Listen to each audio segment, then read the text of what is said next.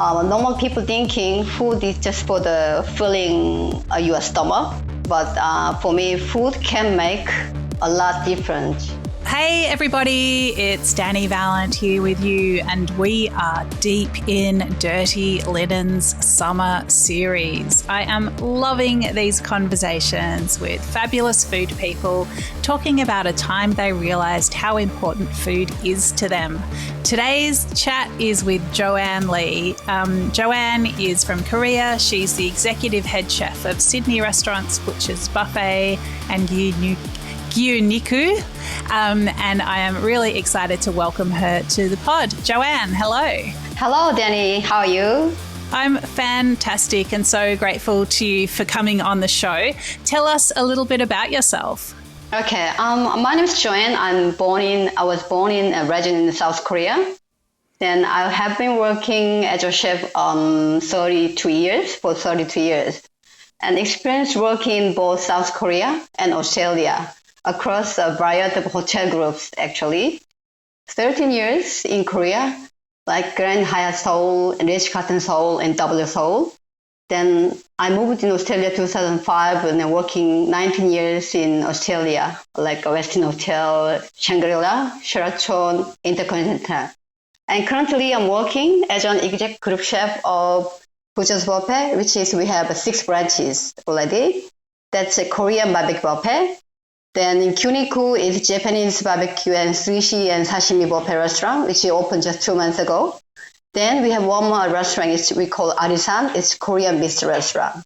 I joined this company in October back in 2021, it has been 3 years already. I'm working here as an executive chef, also as a quality assurance manager, which is I look up all food quality and food safety and hygiene, all kind of things.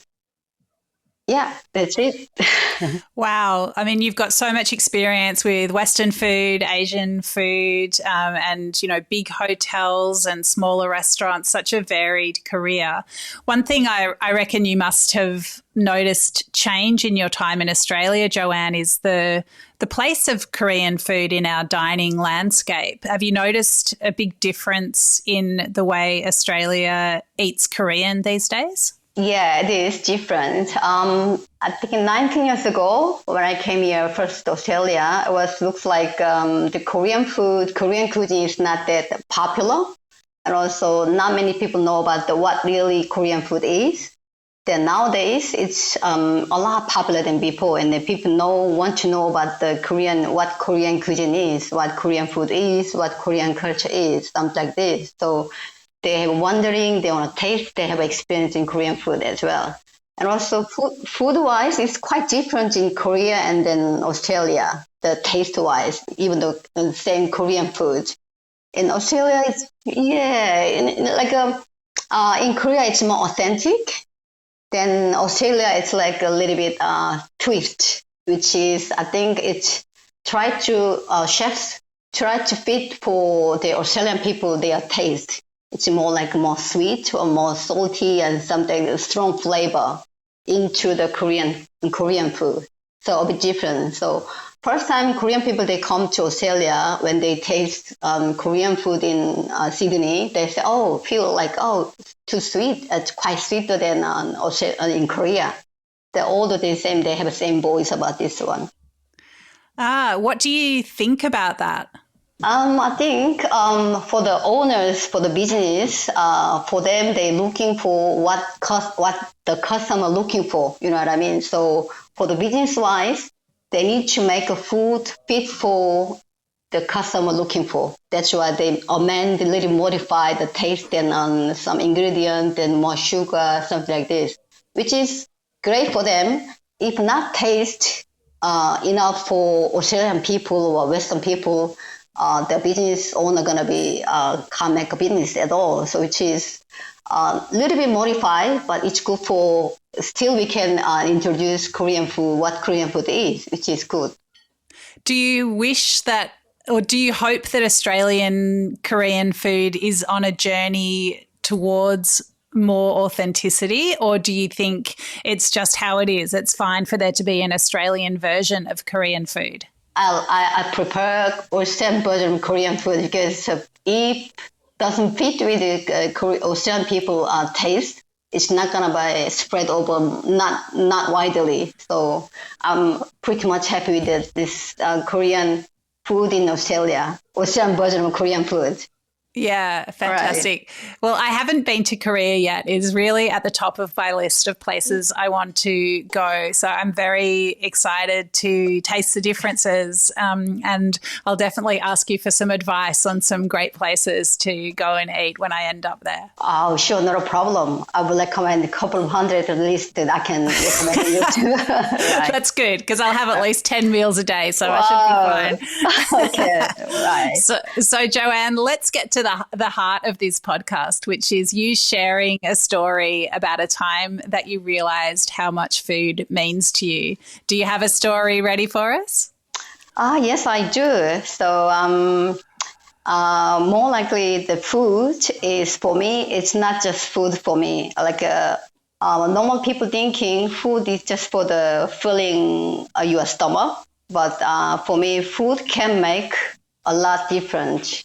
Like people make happy because it brings back the memories. So it can also provide emotional healing. I believe that we can be healed through the good soul food. Also, there's some specific time from when I was younger that stand out to me for how important food is to me is when I was primary school, I think year 4. In my country, 40 years ago, that all teachers, they visited the student parents to have a meeting with the student parents. So one of my teachers, one day he visited to my home, but my mother was so busy. So because she has a big family, and also she owned a big farm. So she need to take care of a lot of farmers and my family as well. My family, I have 4 brothers and 2 sisters, she has 7 children.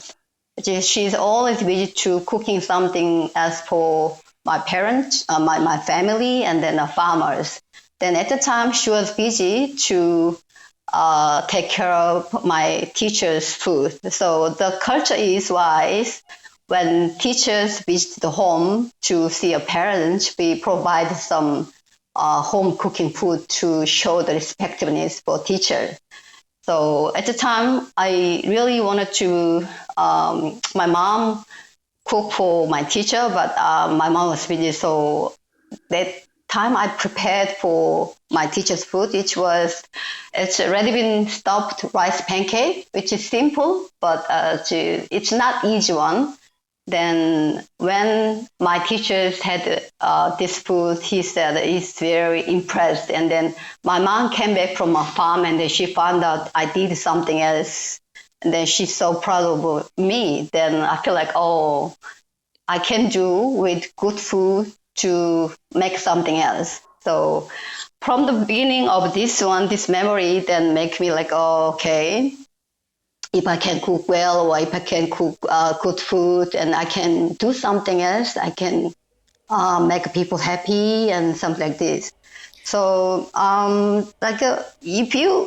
if I provide good food, it's not just food, just give some providing healthy and provide us some long-lasting energy for day, then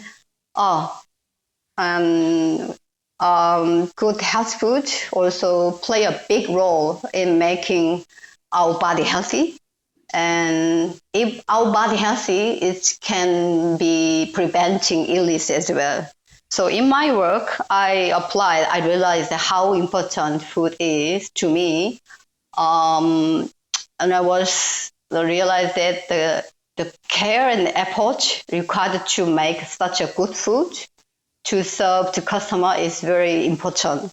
And also I talk to chefs also, they have to their best to provide a safe, good, or healthy or nutritious food. I call the soul food. then this working in this industry has made me like a newfound respect for chefs and food in general. So food is basic foundation for the human body, which is very important. Wow, Joanne, I wish you could see the smile on my face as you were telling that story. And I wish you could see the tears in my eyes. That is such a moving story, so incredibly powerful. I can just imagine you as a little girl thinking, where's mum? Where's mum? Oh, she's so busy. She's so busy. Okay, fine, I'll do it. Just the pressure that must have been on you. But I suppose, you're so capable and your teacher was so proud of you. There must have been so many emotions, one after another.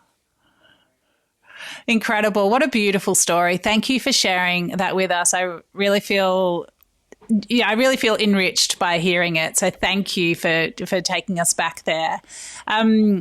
Joanne, we've talked about the place of Korean food in Australia, and I think one cuisine that you find in so many neighbourhoods these days is Korean barbecue.